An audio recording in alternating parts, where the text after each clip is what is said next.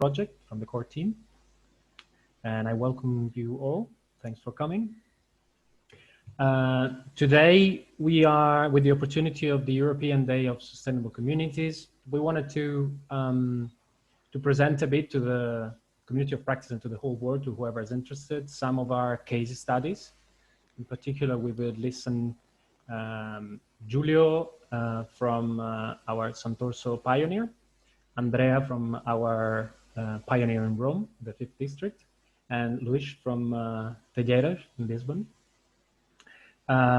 We will not go, well, I will not go too much into details of the methodology. It's not the objective of today. We have published our methodology, also some videos if you're interested in our website. Today is more to celebrate what is happening in the communities on the ground.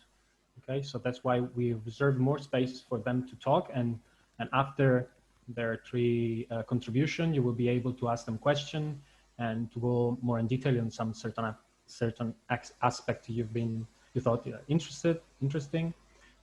So okay, before giving an introduction to the Municipalities in Transition project, I would like you to answer those 4 questions in the chat. Thanks, Nicola.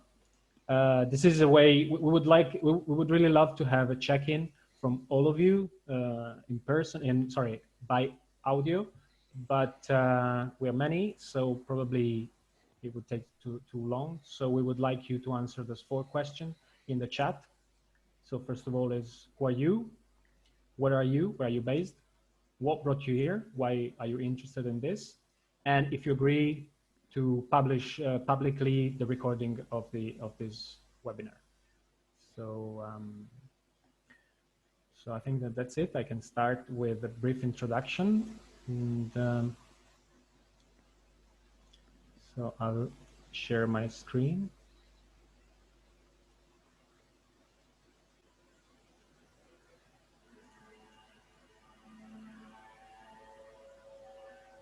Can you see it?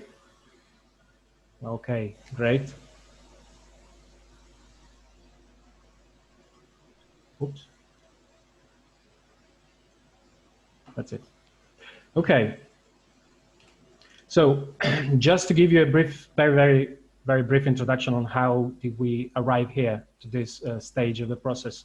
Basically, the transition movement started around the year 2005, 2006, around that year.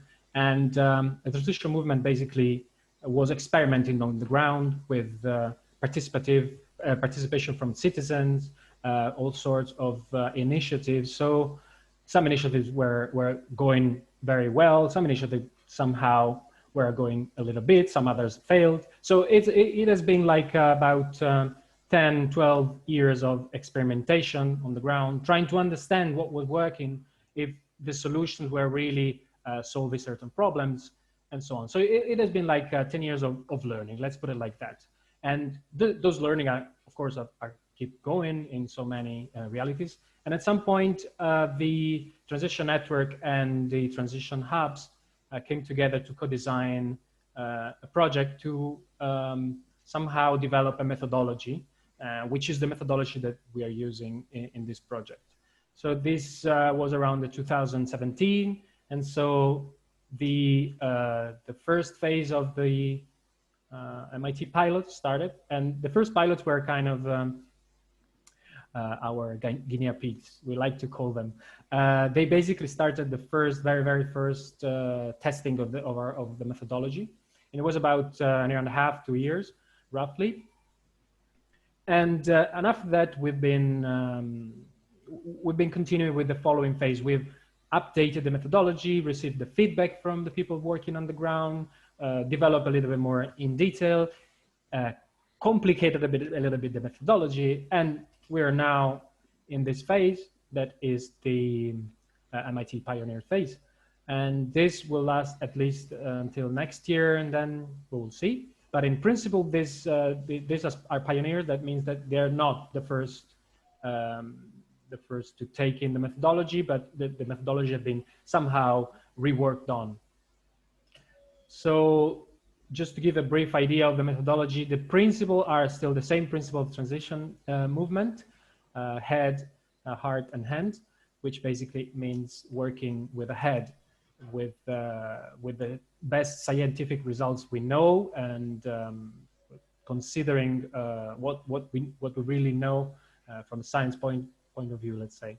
Working with the heart because we need to care for relation, people, you know, it's not just the head, but also the heart. And at the end, you know, the hands means we need to have a tangible reality results of what we're doing. So it's always keeping these three principles, and these principles are embedded in our methodology.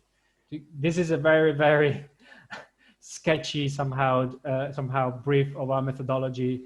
It's quite complex. I didn't have time to go too much into detail, but to give you like a brief understanding, we have a basic kind of a matrix, we call it grid, to have the methodology is basic on system thinking, but to avoid the need to study in detail, or the system thinking theory is complicated, there will be a really big gap between the theory and what is happening in reality. So we developed this methodology to possibly use it on the ground with a relatively short learning curve.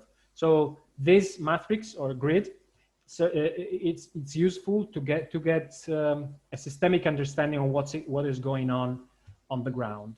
Of course, the grid is associated with other tools, such as one very important tool is the governance one. We use Sociocracy 3.0, which is a game changer when you have to work with several different levels of society, people working in business, other municipalities, civil society organizations. And so the governance, DS3 is one of the main points. We have the community of practice, which is maybe many of you knows already. We are working in a community of practice to share learnings among pioneers, pioneers and pilots, of course. And then we like to call it that we like to share joys and pains of what's going on the ground. It's important for that as well. We have a database of tools. It's written in pattern language, and it's useful to basically collect what initiatives are going on, what we learn from the initiative going on, from the actions, and to put it in a database to understand whether that particular action solved that particular problem, and how do we trust that. It's a politically incorrect database. We don't advertise anything there. We try to be as realistic as possible, to know exactly what works, what doesn't work, why, etc. All the things that we know. And of course, one important thing is that since this methodology is quite complex, we train tutors to carry the work, the main work done in the municipalities that take on our methodology. A tutor is quite important because it's easy to get lost when you use systemic thinking. We're not using our generally, I'm not sure about every case, but in general, system thinking is difficult because we're not used to think in a systemic way. So these are the functions that we're trying to succeed in using the methodology. First, it is used for a diagnosis and evaluation of what's already going on when you take on the methodology, what's already going on the ground. And then the co-design and co-implementation of the methodology plus sorry, this is in Spanish. I forgot to translate. I'm sorry. But this is the toolbox, which is what we were talking before about the database.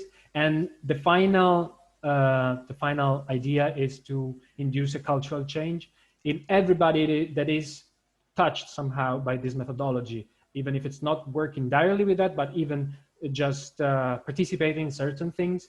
It induces a cultural change, a long-term cultural change. That is what we are trying to succeed in, in every context, in every reality. So this, as I was saying, we had for the first phase of the pilots, the first pilots were these 3-6 with the map here. One in Spain, one in Hungary, one in Brazil, one in Portugal, and 2 in Italy. And now in the following phase, the pioneers, some of them are keeping from are staying in the project since the last phase, such as Alsamoggia, Santorso, and Ecobairro from Sao Paulo in Brazil, as well as Telheiras, that is a neighborhood from Lisbon in Portugal. And there is a new entry, which is Rome. the scary Rome, the fifth district of Rome. So I think I stop here now, and I leave the word to Julius the first, right? So let me stop sharing. Yeah. Thank you, Tommy. So let's see.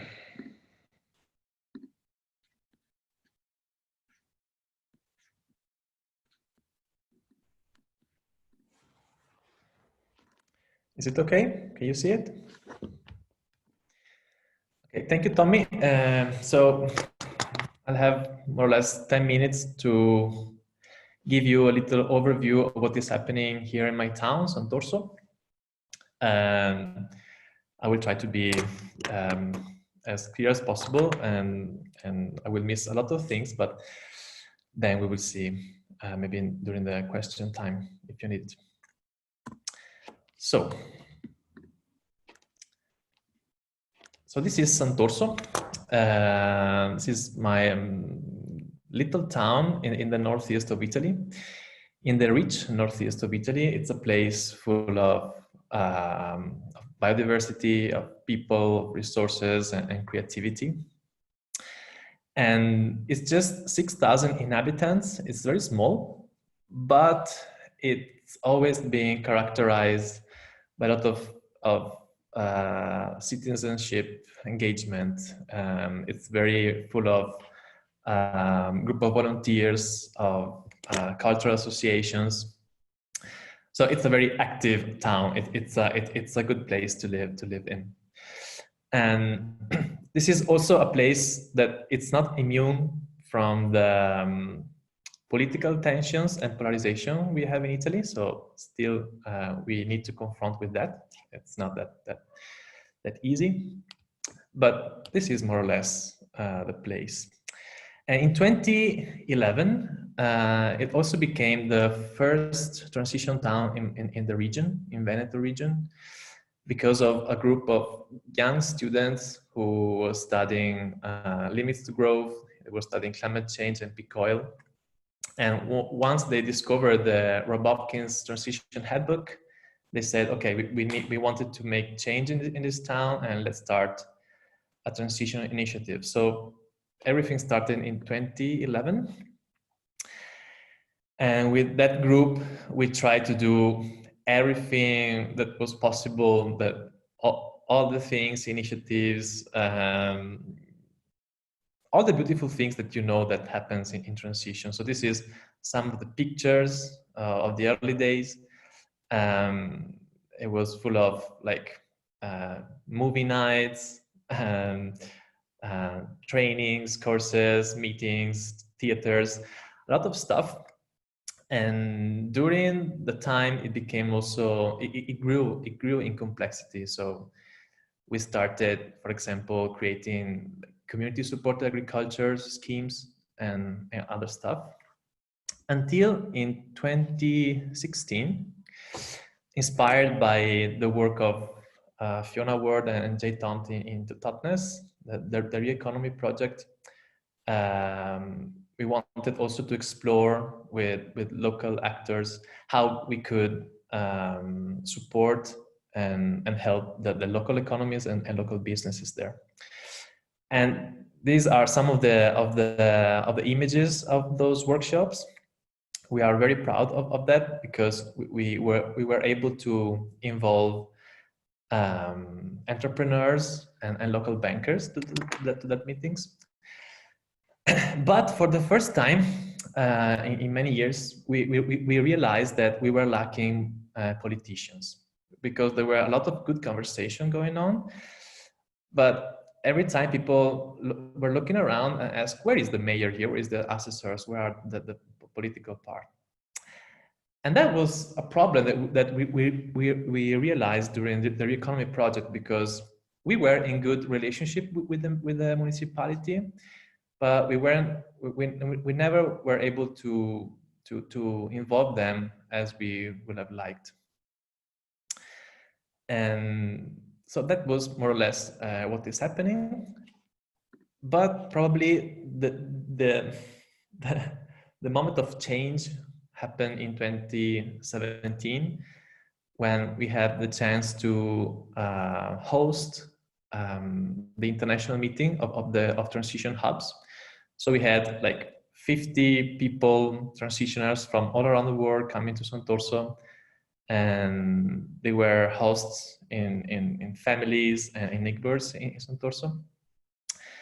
And so for us, it was a very crucial moment because we were doing things, reading books that felt written by people very far away, and we were like living the story.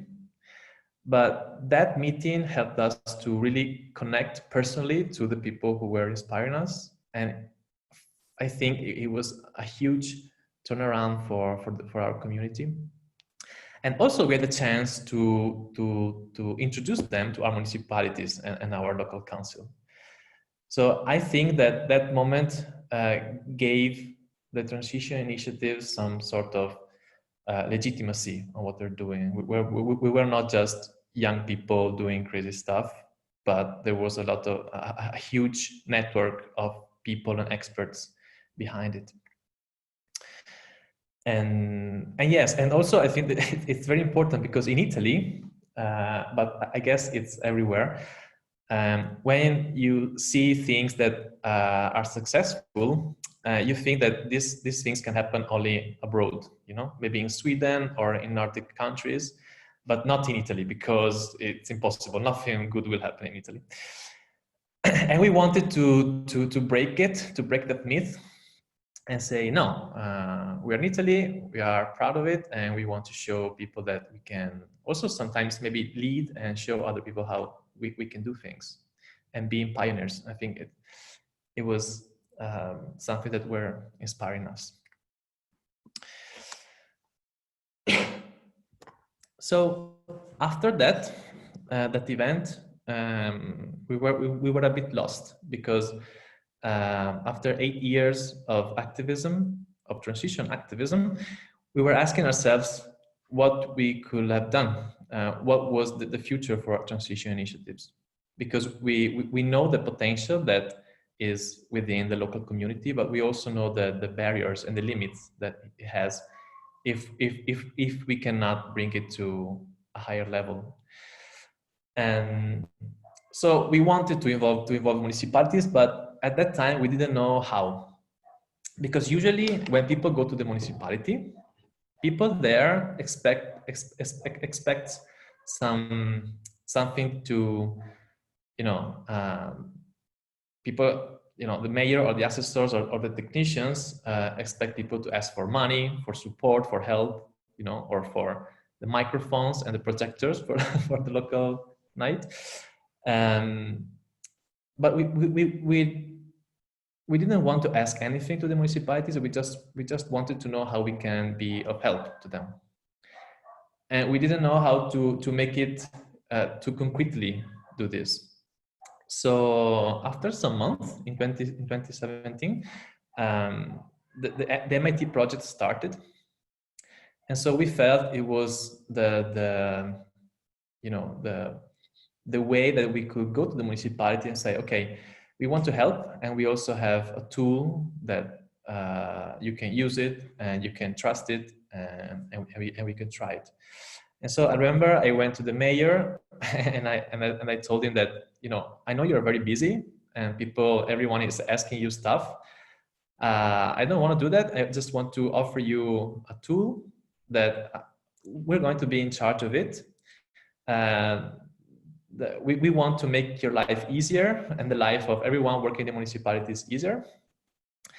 And we want to make safe decisions and decision made all together. So you don't have to worry about what we're going to do, because you will be there if you want, and we will choose things doing with Sociocracy 3.0.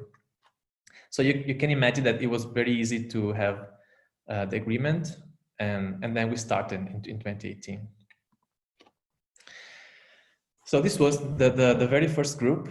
We were like 5 people from the municipality, people from there were teachers, students, and I mean people from different local organizations, and And we started doing the things that you do in MIT. So first trainings on S3, on MVC, etc.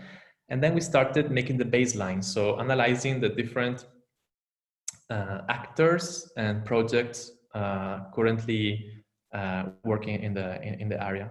So for example, in the map behind it, you can see some of the sustainable businesses that were already in place. And after this baseline, we started to connect them and find ways to create synergy among all those people. So many things happen. I guess the most important one is this project is Salta la Corrente. That means jump over the energy. It's very simple. It's a project to raise awareness on the effects that you can have if you move to a renewable energy provider. So we did some math, and we discovered that if all the families of Santorso move to a renewable energy provider, we will save more or less 1,000 tons of CO2 per year. That means a reduction of 14% per year in the residential sector. That is huge. And when we discovered this, we said, my God, we need to let people know about this. But if we consider the total amount of emissions, it's about 3%. This is just residential, this is just families. Just to give an example, the municipalities also moved to a renewable energy provider. They spend like 150,000 euros per year. So the idea for now is to share this idea to everyone and just asking a big what if everyone changed to a renewable energy provider. This could be a very remarkable effect on CO2 emissions, but also on moving billions of euros and pounds and dollars to the renewable sector. That's very important. So just to speeding up, we're in 2020 now, and this is the new MIT group. And we started during the lockdown in March. So for 3 months, 4 months, this was the type of meetings we had. And so COVID didn't stop us. It gave us a lot of opportunity to meet once per week and having trainings and prepare for the MIT baseline. So we were doing the baseline, and it was June when we went in contact with these Municipalities for Sustainability. So Municipalities for Sustainability is a local network of municipalities. There are 13 that they are working to accelerate the sustainable development. And so once we connect with them, I said, why don't we involve these people in the project? Maybe asking them if they want to come and analyze actions with us. And so a good number of assessors and mayors started to come to our meetings, and we started to analyze actions and suggest actions. So what we did this summer is that so we decided to support a particular action that is called Sportello Energia. That means it's energy desk. And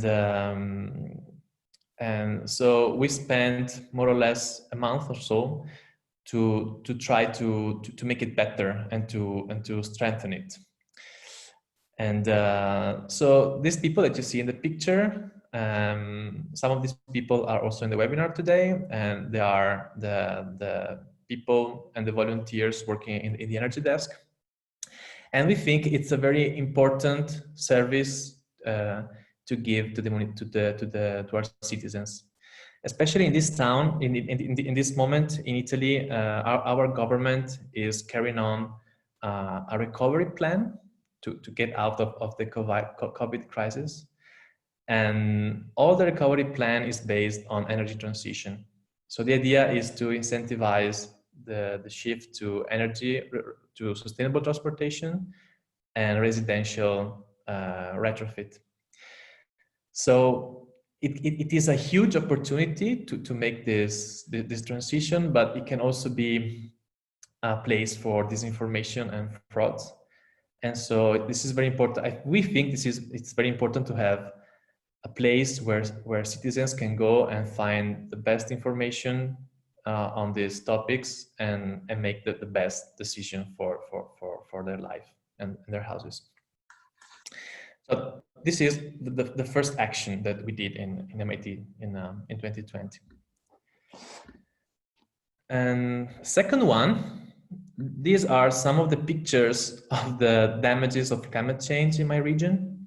In the past years, every time there is a rain or something, we have thousands of euros of damages. So in Santorso, for example, in the area, during summer, it takes just 30 minutes of rain and we have flash floods and like everyone is in emergency mode. So this is becoming, as you know, this is becoming the new reality. So we consider that in Santorso, there is the municipalities of Santorso is the leading partner in a European project on water resilience. And among the many initiatives within the project, there is one that is about creating an action plan on climate adaptation.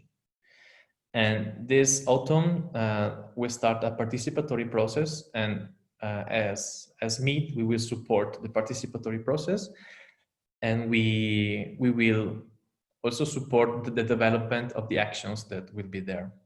So this will be part of our work in the next months, and I think it will be also very, very interesting to see what will happen.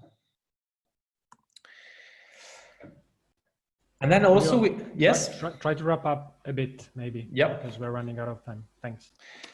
Yeah, so the main question for us is, what if this network of municipalities adopted the methodology? And we tried to talk with them in the past months. There was some interest, but at this time we think it's too early because maybe we have because of COVID we don't have financial support or other, but there is a lot of interest. So we hope in the next month or years it could be a way to scale up the methodology in the area. The challenges, well, first is money, because we know that in 2021 we don't have funding for MIT, and so we decided that we will take some of the next months to see if we can find some financial support, and we want to involve also people from the network of the municipalities to talk about this. And the other challenges for us is governance, because I mean, if you are a business and you want to move from a hierarchical model to a self-organized one, it takes at least 6 months, at least. And with MIT, we want to do the same in municipalities, but it's very hard to have people for all that time, 24 hours, 7, focused on governance. So sometimes people participate at meetings, participate in trainings, but it's very, very small beats, and so we need to find a way to work more in the governance sector. Am I ready? It's how is the time, Tommy? Well, maybe if you want, you can go more in detail on these things if come some questions at the end of the presentation, if you want. Okay. So shall we leave the stage to Andrea about Rome, the 5th district? Thank you, Tommy, and thank you, Giulio. I'm Andrea, and yes, I'm the tutor, well, actually the co-tutor of the MIT Pioneer in Rome, the 5th district. There's also Giulia with me that is not present tonight. Yeah, I'll show you my screen and my presentation. No. Okay, can you see it? Okay. So yeah, I also put the Coliseum, but it's not in the 5th district, but you know, it's Rome, it's stereotypes. Anyway, as you can see from the first slide, this you can see in evidence the territory of the 5th district of Rome. There is a very big one and also a very densely populated, because it's 300,000 people living there almost, and if, well, 250. If it was a city, it should be the 11th city of Italy by population. So it's almost, it's a big city. And also it's a district with housing problems, with a lot of ethnic and cultural diversity, and even like low, medium, low average income. So it's a mess, right? In other words. It happened to start and to get involved with the council. It wasn't like my purpose, but I went to meet the councillor for the environment of the district, and I went there for an interview like 1.5 years ago, and he was very interested in. I was just chatting and talking about stuff, and I told him about this like new system for helping facilitating transition towards a more sustainable and happy and equal system, social system. And he seemed very interested and decided to get started at MIT. So he involved for first some organization from the territory, and yeah, and we started. But it wasn't that easy, because I'm doing very, very short, but it took more than 1 year, all this process, because it's a very complicated and bureaucratic stuff into the city hall of Rome. It's yeah, again, it's a mess. Anyway, we did it. We started in yeah, in April, May 2020.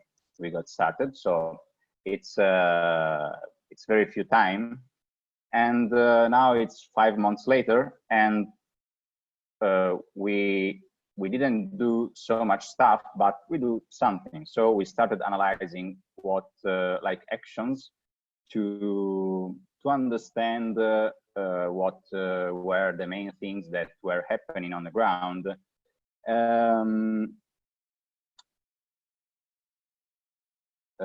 Just a moment, I'm a little bit lost. No, yeah, maybe I can tell you. I've jumped to one slide. Sorry. Yeah, this is about the challenges, because it's a very complex. It's a very complex territory, and a very complex context with a very large extension and a very high population. So, and there's something new to do in a territory like this, because the MIT system was, while the other pioneers and pilots took place in much smaller context, or maybe easier context. So this is something very new, because there's a great diversity with also within a social and political system that does not have the tools to manage this diversity usually. And So this diversity for politics and also for the social system has often been considered big problems, and many times resulted in social tension within the district. Also, it's a very different districts, because there are like different contexts coexisting in the same territory. There are like high gentrification areas with nightlife, with a lot of you know, bars and pubs, together with like more residential neighborhoods, together with very poor neighborhoods, and with yeah, with a lot of diversity of ethnic minorities and cultural minorities. Also, another challenge that we are facing right now is that nothing like this have never been done in this place. So you know, other pilots, as Julia was telling before, have a very long history of transition. So they have like a cultural density about this kind of systemic process. In Rome, all this is like completely new, and yeah, still there is no cultural density about this. And last but not least, we started this process together with the beginning of the epidemic. So well, actually, on one hand, that also helped us to get started, because also the city councilors and the politics has more time to spend and to finally decide to get started.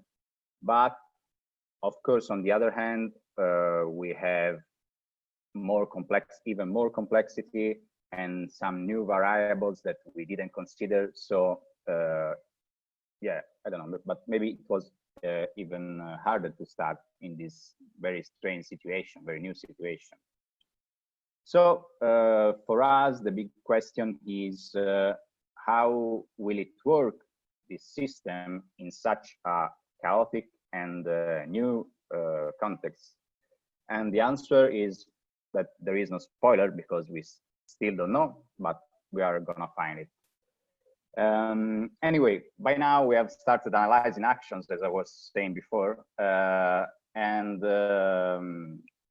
in order to have a big picture of what is happening on the ground on our territory, well, we're like looking for actions that bring us closer to our goal. There is another time, like to have a more sustainable system, a more happy system. And we are analyzing actions like urban gardenings, or like school gardenings also. There's a very beautiful project within the municipality. Also projects for people with disability, and cultural festival. We collected 30 actions to analyze, and now it's something we are doing right now. But maybe one of the most important or interesting aspects we have seen, well, up to now, is for sure is the work we did until now using a collaborative governance model.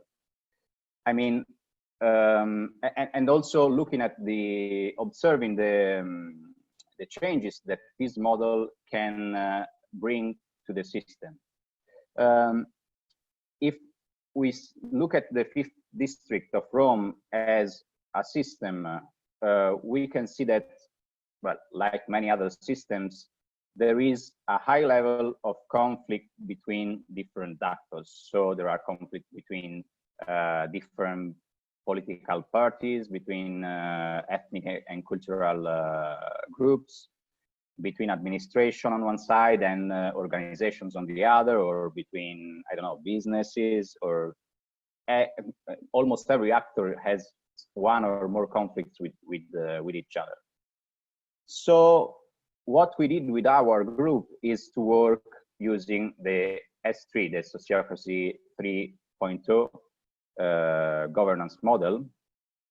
And we have inside our group a very strong presence of associations, and also the presence of the political level of the municipality, which is interesting because probably organizations and politics are two actors of the system, the two actors of the system where the level of conflict is maybe higher than everywhere else, because politics are always in conflict with the opposition, and also political culture in general, well, at least in Italy, is very connected with conflict. Conflict and rage, and even verbal aggression to the opponent, and that's something that usually in the normal system produce even like a kind of higher social political rank or something like this. On the other side, organizations are often in conflict with the administration, and also organizations are full of this kind of social conflict culture. So what we saw is that in this system, the high conflict, this high conflict environment is probably one of the biggest obstacles to solving problems together, both in this local scale and probably also in a global scale if you go and see.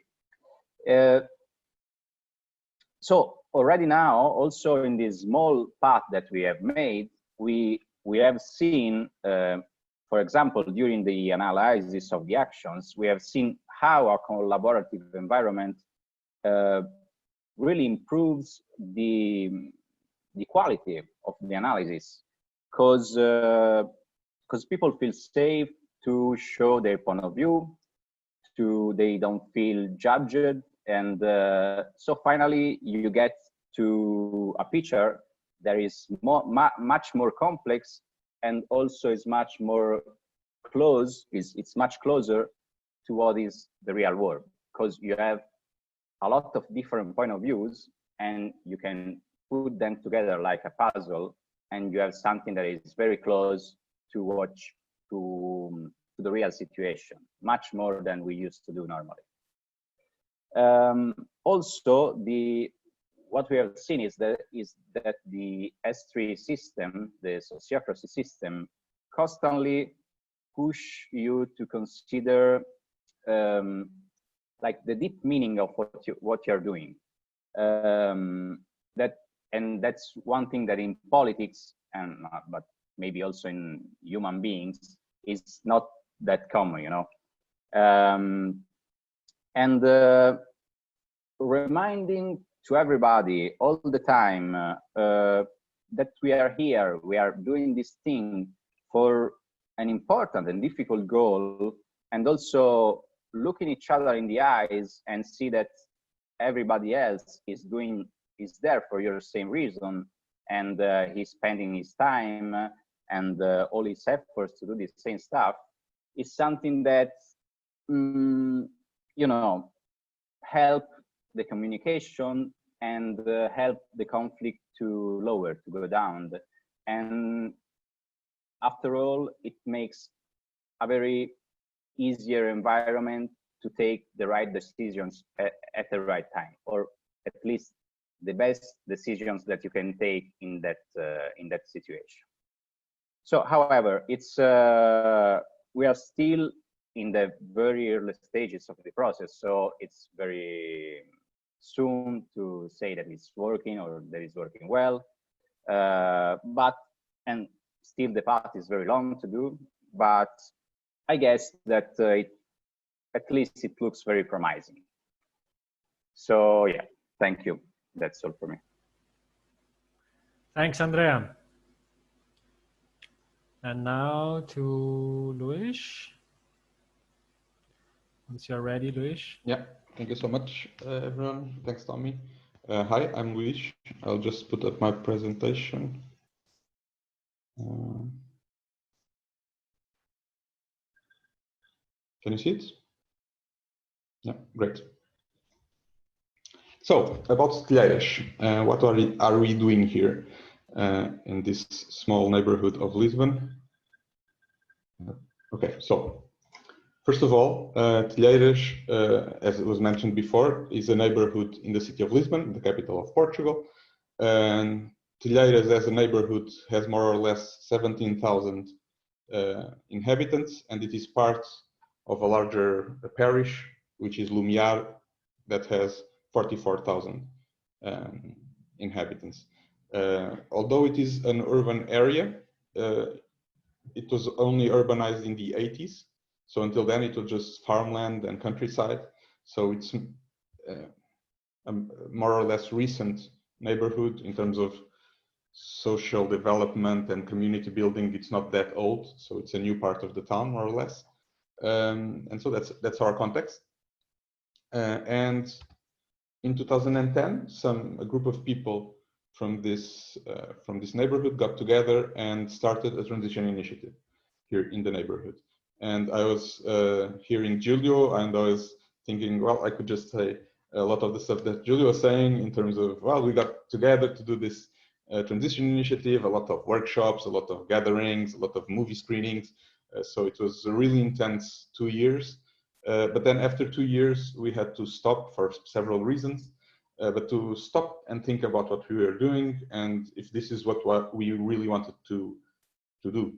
And some of us came to the conclusion that although we really enjoyed these 2 years as this transition initiative, there was one main aspect that we are not very happy with, was that most of the people participating in our activities were not from our neighborhood. It was people interested in sustainability, in transition, and that were coming from all around Lisbon. But what we started out to do was to involve our neighborhood, our neighbors, our community. And so we developed a new project that started in 2013, which is called Parceria Local de Telheiras, and is an informal network of all the organizations of the neighborhood. So we have NGOs, we have informal groups, but all the community groups, all the actors that are organized, we try to involve them in this network. And we also have representatives from the Lumiar Parish Council and also from the Lisbon Municipality. So it is already a place where the municipality has been working since 2013 together with civil society. Apart from exchanging information and looking together at the neighborhood, the problems, the solutions, the opportunities, we also organize some events together with the community to get people involved in these organizations, to let them know what their services are, to get volunteers, to get funding. So we have a lot of fun together, I have to say. And so this is so to say, the development of our transition initiative. It evolved into this network. In 2018, were very, very lucky to be chosen as one of the pilot projects of the Municipalities in Transition initiative. And I mean, already both Giulio and Andrea talked about this phase where we look at the neighborhood, we look at the territory, we find activities that are already ongoing, and we analyze them, we take a look at them. And in the pilot phase, we were asked to choose one of them and to try to support it better, to make it have a more systemic influence on the community, to have more outreach. And so we looked at one initiative that was being promoted by one of the NGOs that is part of our network. What they do very shortly is they make a lot of trainings for teachers, like certified trainings for teachers in many different areas. And one of the trainings they had was about using local gardens in schools, like vegetable gardens and stuff, as an educational tool. And they already had been doing this for many years. but not specifically in our community. And so we saw, by using the MIT methodology, we saw a lot of potential there. And so we developed together this project of implementing in the local schools we have 5 different public schools in our neighborhood. So we did vegetable gardens in these 5 schools. The teachers and educational assistants got training on how to use these gardens as an educational tool. We involved a daycare center for the elderly. Also, they did like the seeds for the schools and the small plants for the schools. So we involved other actors of the community. And so this was this was like the first action that we implemented by looking at it through the municipalities in transition eyes. And so just to make a short summary, we had this action that just involved one NGO. They did these trainings for teachers who signed up for the trainings, but then there was no assurance that they would go on to their schools to do the gardens and to use them. And by looking at it through the MIT system, we developed a project involving 2 different NGOs, the parish council, 5 schools, the daycare center. There was training for 20+ teachers, educational assistants, and social workers that learned how to do it. And we assured that this plan was implemented. So we did the gardens in the schools. They were cared for.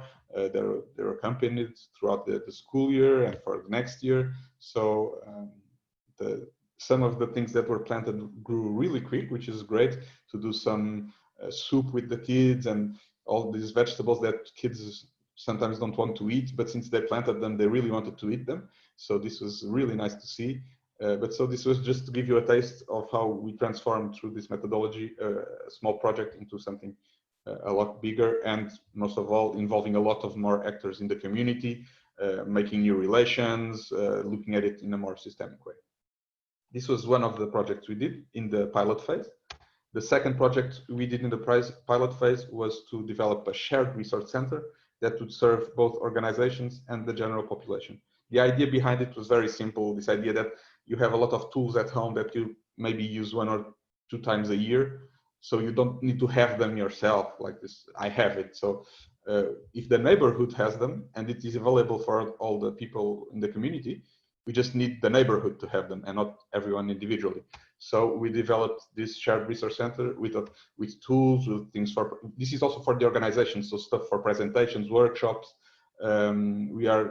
It's still not implemented, the part of having like these little free libraries, but we're developing it. A lot of stuff related to bicycles and the use of bike in the community. So this was our second project. This one was not like an upgrade of something that was already existing, but by mapping all the initiatives, we saw that this was something that was missing and could be very useful for the community. So this was our second project in the pilot phase. And then we come to 2020 to the pioneer phase.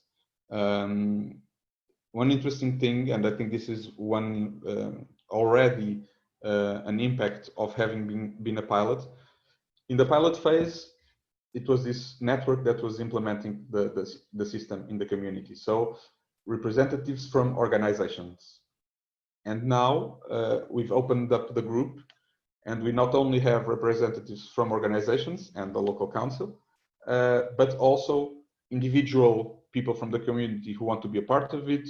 Local businesses are also a part of this team that is using the methodology to look at the community and to implement projects in the community. So it was great to see this expansion of our team. It gives us a very better picture of what the neighborhood is, because people in organizations tend to have more or less, even if they're different organizations, they have this like organizational view. And so to have businesses or just individual people also broadens a lot the way we look at our community.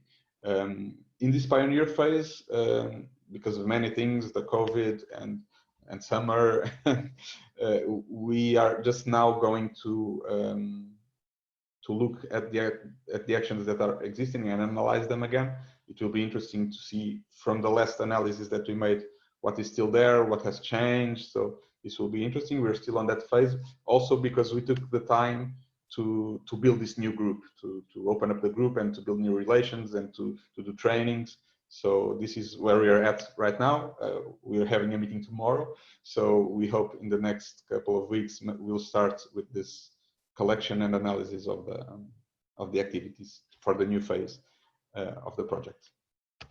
And before I finish, I just wanted to share with you some thoughts on how we see that using this system, this methodology, really impacted our neighborhood in terms of community building. This is something that was always very important for us.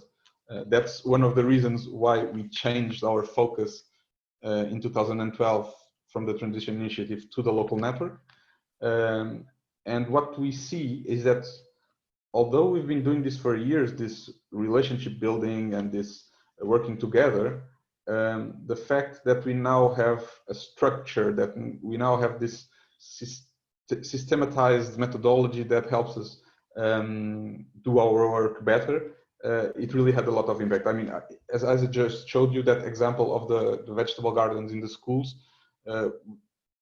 it really helped us to make it more, to get more relations, to have a more impact, to involve more people. And so I think this is one of the main positive influences that using this system had on our community, to see better where the actors are, who is missing, who do we want to involve, who do we want to ask, hey, come and join us and let's do something. What do you want to do? What do you need to do?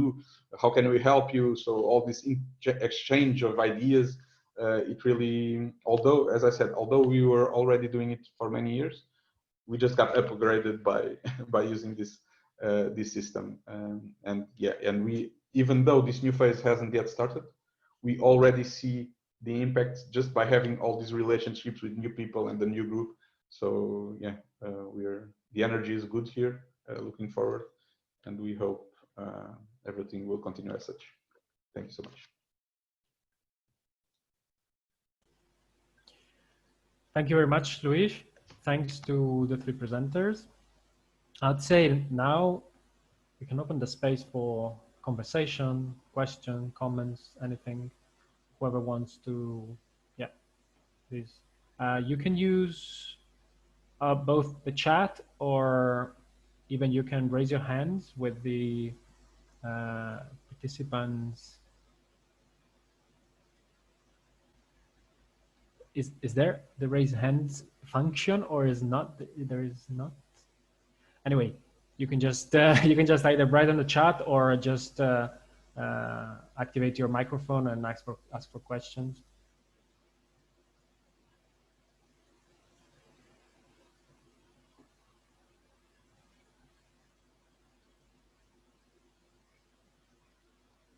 Or maybe, since there was a question by Tim in the chat, we might kind of explain a bit if you want. Although Nicola basically answered about the funding. Basically, the idea was that in the first phase we had an amount of money granted by the KR Foundation for the MIT core team for developing the project, as well as some money for the pilots. But the idea was, if we keep going on, after the first phase, the idea is that the municipality commit itself to work with us. Generally, it is, we understand, and also from experiments on the ground, that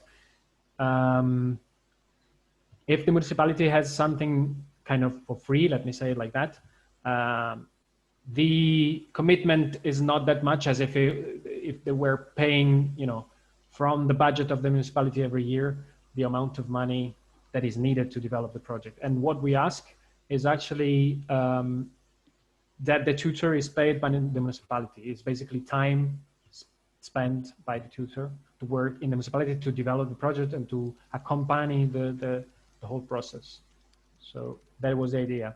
So we will have funded granted until next year for this second phase. So after is a question of working on that. Yeah. Thanks for the explanation. Yes, great. Okay, so Hilary asked if the municipality teams struggle with using sociocracy in this project and then returning to more usual decision-making in the rest of the work. Well, this is a good question. Maybe some of you might want to answer. You that are more in the, in the fighting stage. I can say something. It's well, we are using S3 from a very short time, but yeah, what I noticed is that it's it's very different, very different from the system they use to make decision usually. So it's something that they have to not only politics, also people from associations or business. It's something that really changed the context and the system and the environment. So at the beginning, it's very strange. It's they don't really understand what they are doing. And they use the methodology, but still thinking in the old way. Like they think that they have to, I don't know, to win with their idea, or that there is something that lose, or this kind of dynamic.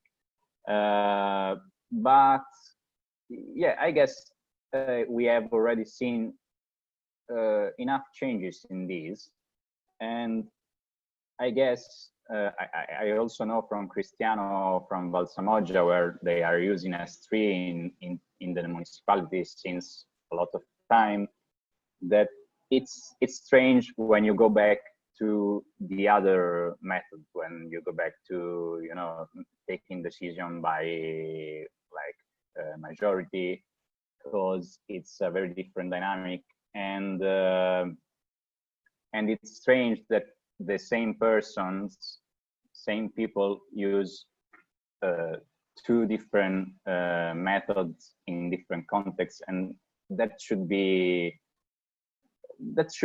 strange, also frustrating in a way, because they see that there is a much better way to make decision, and they can put it into the other system where they take the most decision by now. But yeah, for me in Rome, it's maybe very early to say to really notice something about this. But I guess that this should be a very critical point for them, for people who are like divided into two different and completely opposite contexts. Don't know if Giulio or Luis has any other experience about this. I would just like to add something. I mean, we don't have much experience also in Telheiras, because in the pilot phase we weren't using sociocracy, and we're just now taking it up. But what I could say is that we're always talking in this municipalities and transition system about systemic change and cultural change, as Tommy already mentioned. And so I think one of the challenges that we have is to see if by using this we can influence mostly the politicians, also people from organizations, but they're more open to it, but to influence politicians by using it to bring them into the councils, to bring them into the. So I think the challenge and the idea looking forward is not to have them divided, but to make them assume it, take it up, and bring it with them into the municipality. So I think if we are, one of the ways we could see if we are having a very good effect in terms of governance is if we see that the people participating together with us are also bringing this to other places, to their organizations, to their councils. This would be something really good. And I think one of these leverage points to make change in your community. Yeah, just to add a last thing, I guess that if you are here in this webinar, probably you know about transition, and maybe probably you took some time to study what is happening in the climate and resources things. So probably you feel a sense of urgency, and probably you are here because you're looking for tools to do something good in the time we have. And when you work with municipalities and you try to explain them how sociocracy works, for example, sociocracy is based on why we're doing things, the sense of why we are here. So most of the time the conversation goes there, and you realize that people don't really know why we're doing this stuff, and most of the time sustainability, we talk about sustainability, but there is not the same level of comprehension and urgency among the people. And usually from my experience, it's hard to feel this urgency in administrators. So it's not that they like sociocracy, they love it when they try it, they understand the value of it. But I think that before we need to work with them to raise some awareness on the context in which we're living in terms of biodiversity and population and et cetera, et cetera. Okay, thanks to the three of you. I'm gonna answer to Gorka, who asked how could I train on the MIT project methodology, and actually we are organizing one training of tutors that Nicola actually pasted here, the webpage. Basically, we are selecting people to train for the next phase. They will receive the training that Andrea, Giulio, and Luis have received already to possibly start the MIT project in their municipality or or municipality that they know. That's the page basically. Since this all will be registered, you have it there. Okay, it's municipalitiesintransition.org, training of tutors 2020. Then the following question is from Marco Costa. Anyone of the MIT core team working on effective marketing strategy to convince municipalities to pay for the methodology?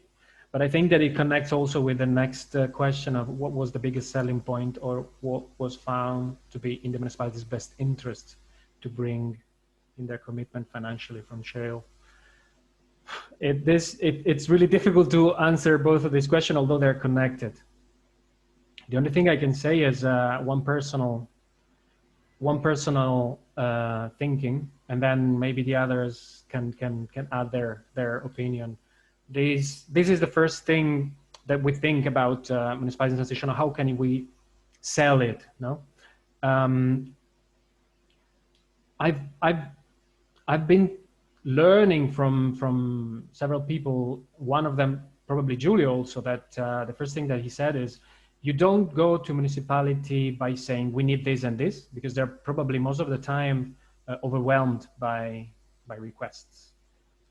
While if you go there telling them, I can offer you some sort of solution of one problem that you might have in your municipality. This is something that actually one person that is here as a participant actually already said in a webinar we had in last phase, who is Gorka. Actually, I remember him saying in a webinar, if you go to a municipality by helping them to find solution to certain problems, it's easier to be kind of listened to. So that was it's somehow something we are working on. And you have to think that many of the, well, at least the first pilots project, they were already ongoing, and some sort of cultural change that most of the people involved or running around knew that we needed a cultural change. So somehow a methodology was very depends on the case, but in most of the times it will accept it. So the question is, so the selling point, what's their best interest? Somehow it's a methodology to help you to keep track of what's going on, basically, and yeah, and at the same time trying to solve certain problems that actually affect most of the communities. It can be resilience, it can be energy, it can be anything. Anyway, maybe somebody else, either from wherever, even from the pilot pioneers or even from the public, can say something.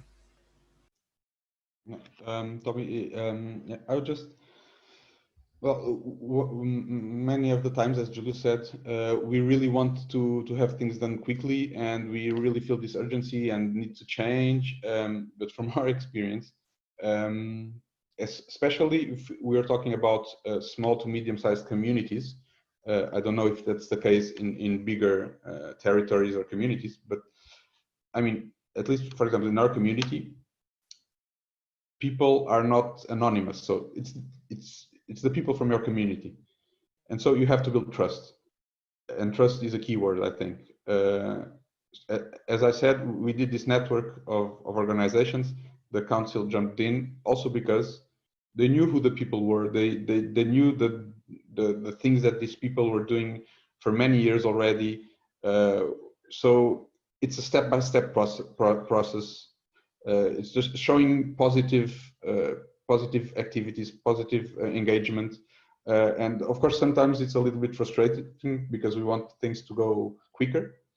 But I really do believe it takes time, and it takes time to build trust. And if you have trust, and for example, in our case, we started by doing some stuff without involving the council, the parish, and then invited them to join us. And they knew we were people that were doing positive stuff in the community. So it was not some strange people some strangers who were there. And so let's work together on this one project. And if it goes well, then, hey, what about that one and that one? And then you start building this culture of working together. And then there isn't even a question of should we invest in this, because it's already part of your normal work together. So yeah, I think building communities and building trust should be like always the first step in this sort of process.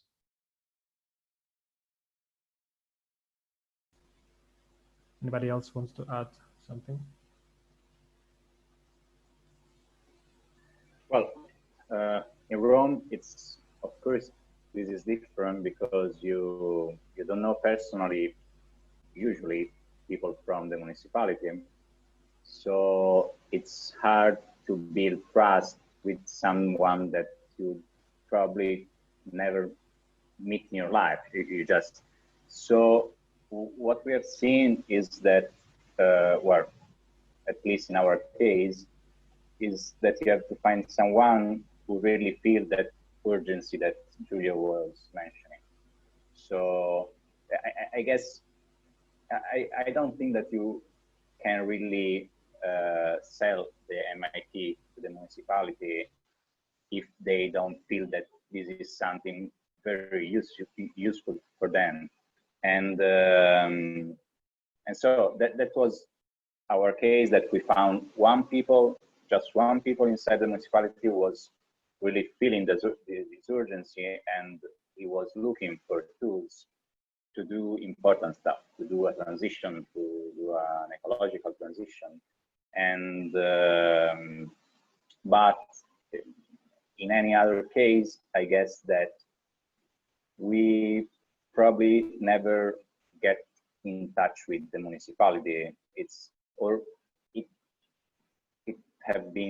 probably would have been very, very much difficult, and I guess it wouldn't have worked. So here it depends a lot from the people you meet and the reason why they are doing their job.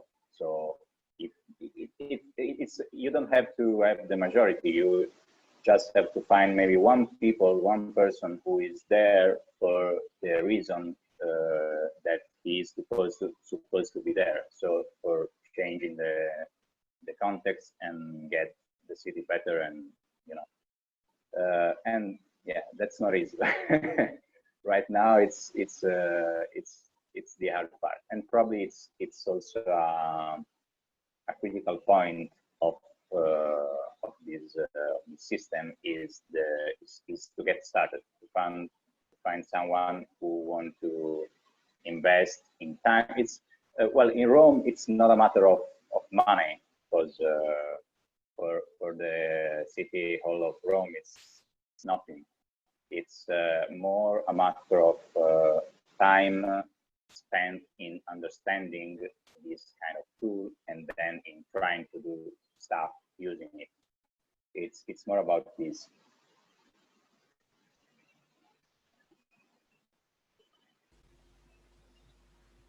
Okay. Let's see the next question from Duncan. So Duncan is asking if there are members of the MIT Pioneers or pilot part of a local council or municipality. Well, generally, maybe we haven't said that because there are so many things to say and sometimes we forget. The MIT, basically the local municipality and transition team in every pioneer or pilots, whatever, is composed of people from organizations, civil society organization, and somebody from the local administration, so basically the municipality. So in the team of the municipality, there is always somebody from the local council. And so the decision-making process is all done by S3, so the presence of both parts is there, okay? If there are discussion between the MIT and lots of movement, Fearless City, etc., definitely we have open discussion with basically most of the movement, at least here in Europe. In the end, what limits is unfortunately our capacity, because we are on several different fronts. We're in Ecolis, we are with other projects at the same time, and we're basically 5 in the MIT core team of the General Municipality and Transition project. And so what limits that is basically the capacity and time, well, which is the same basically. But we are very open to any sort of collaboration, provided that we have enough time and people to work on several fronts. For example, right now we've entered even in a Ecolis project called CRIC, which I don't remember exactly. The CRIC is Resilient Cities. I don't remember exactly, to apply the methodology in in 2 Indonesian cities. Maybe you already know about that. So, but still the details have to come. And how responding to certain specific, like homeless speculation, the methodology is always the same. At the moment, we are using always the grid to analyze all actions and to see whether there is enough diversity, if all the actors that should be involved are involved. So it's a sort of general methodology in which basically people kind of reason in a general way to basically tackle most of the problems. Yeah.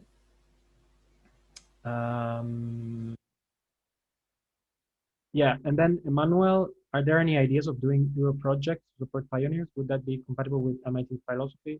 I don't really understand what you mean with Euro project. I suppose project funded by the European Union. Is that correct? Well, in any case, if that is correct, yes, definitely is compatible with MIT philosophy. We might have, well, generally it's difficult to find, it's more difficult to find projects that fundings that fund projects with a systemic thinking view. That's probably one of the main obstacles. And generally there are very specific funding directed to either technology, energy, blah, blah, blah, you know, all this kind of thing. So one funding that actually fund this kind of systemic project, it's more difficult. It's not impossible, of course. And again, we're very open to this sorts of possibilities. It's a question of how can we manage time and capacity of what we're doing. I don't know if somebody else wants to say something about this question. Anybody?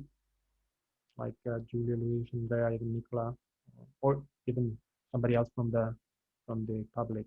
Please feel free to speak.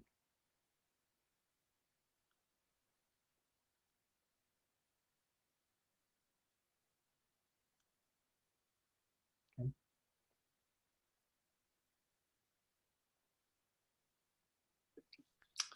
Yeah, well, I was just offering to quickly share my screen and show you a simple sort of evaluation framework. Just a couple of minutes for that to trigger some more reflections.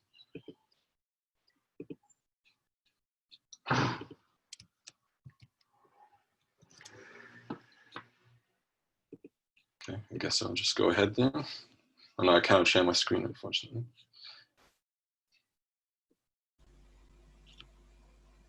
Nicola, can you? My internet is a bit unstable. Sorry.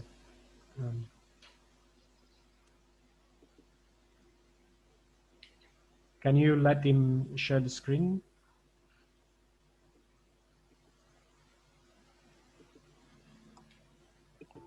Maybe for some reason I just can't find you in the participants list. But apart from that, while I'm doing that, there was a question from Silvana you might be able to address while I'm finding Tim. So if you want, I see a question from Silvana. Is it money 100% free for the municipality? How you're sure they're committed to the project process and not just received it because it's money free? And there are extra commitments which are not money asked to the municipalities? Well, we're not providing money for this stage to the municipality. It was from the pilot phase, and it was basically some sort of testing the municipalities in transition framework system, call it methodology, yeah. And so right now we don't have that problem. Unfortunately, we don't have money to offer to the municipality. So, and actually that's somehow the reason why we ask them to put money to pay the tutor, because so there is this commitment. Okay, I don't know if it answers the question. No, sorry, I just would like to know if in the actual process, when you receive a new commitment or you accept a new, municipality, do you ask for commitments? Like what commitments do you ask for the municipality for them to be able to participate? Okay, so the commitment is the municipality should be able to pay for the time of the tutor that we assign to the municipality somehow, okay?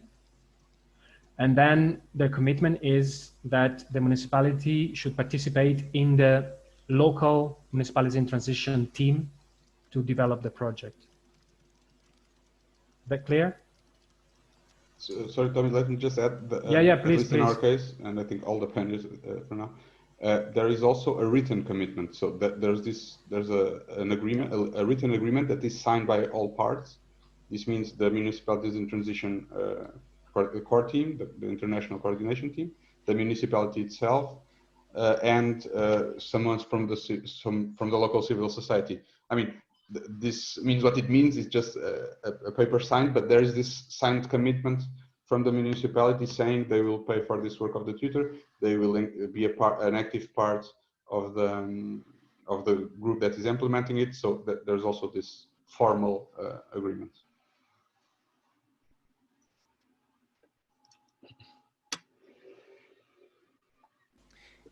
Yeah, maybe just to clarify, our goal is to have the whole municipality to use the methodology. Of course, it would be our vision.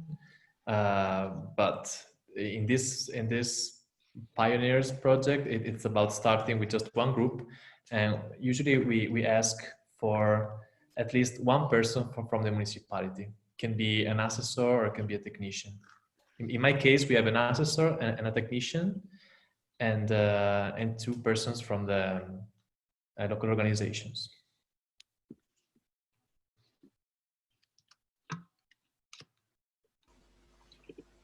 maybe can Tim share his screen? Yeah, should work now. All right, so basically in my PhD, I develop a framework around 3 dimensions of depth, width, and length. And this can be helpful to kind of assess a little bit which sort of impacts or capacities have you seen through the MIT project so far, and where you might see the need for further development. So the depth piece might be about how sociocracy or these kind of institutional changes have been embedded in council structures, but also in the culture of decision making and the way of working together. And the width is about the wider spread and the engagement of diverse groups and involvement of more and more different kind of organizations and participants. And the length is about the persistent reproduction over time, so that MIT projects don't stop at the end of the MIT funded cycle, and having the continuous funding and the willingness to engage people involved. Just a very short sketch of the framework. There's a lot more details to it. So I was just wondering if looking at this from the 3 dimensions perspective, where do you see the most needed further developments in the MIT project?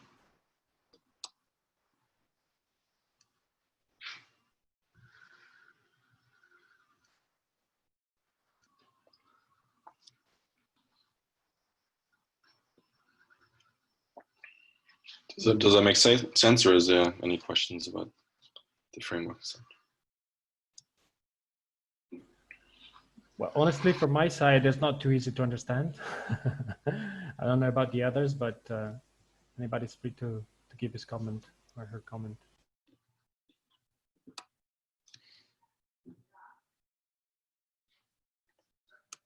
I mean, so for instance, do you feel like there's been some successes with the sort of culture change within the municipality and the society at large, and sort of embedding these kind of decision-making structures of sociocracy and how the council works?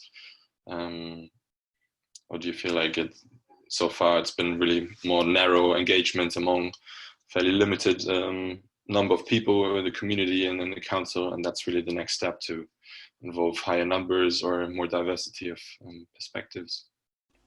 Yeah, well, I think this is something that should be answered by people already working in the ground. But the basic idea, as you said, first is to involve the smaller group, I would say, and from there to increase the diversity as much as possible. Actually, in sociocracy 3.0, the diversity is one of the most important requisites. So, yeah, for the moment, I would say that. I'm not sure I understand completely, but yeah, maybe it's good to have a more one-on-one or with some of the team to have a closer look at this. Sure. So I think we're on the way to close it. It's already 7:30. Yeah. So basically, I would like to thank you all, and we will publish a blog post with the video recordings. And just the last thing, I would like to remind you that we're going to do a training of tutors in November. It will be about 60 hours trainings, and whoever is interested can send the application to our email. You can find everything in our webpage, as I showed you before, but I can paste it again here in the Zoom chat. And oops. Yeah. And please keep tuned, and probably see you next time. Thank you very much to everybody. If you want, we can all unmute our microphone and say goodbye in our own languages. And yes, thank you everybody for being here. Ciao. Ciao. Ciao. Thank you. Ciao. Ciao. Thank you all for coming. Bye, Pedro. Bye, everyone.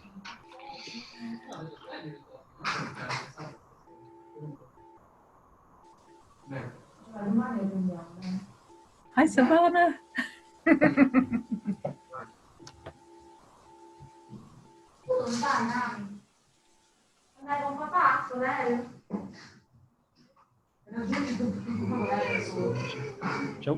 Shall we stay a bit longer, Nicola?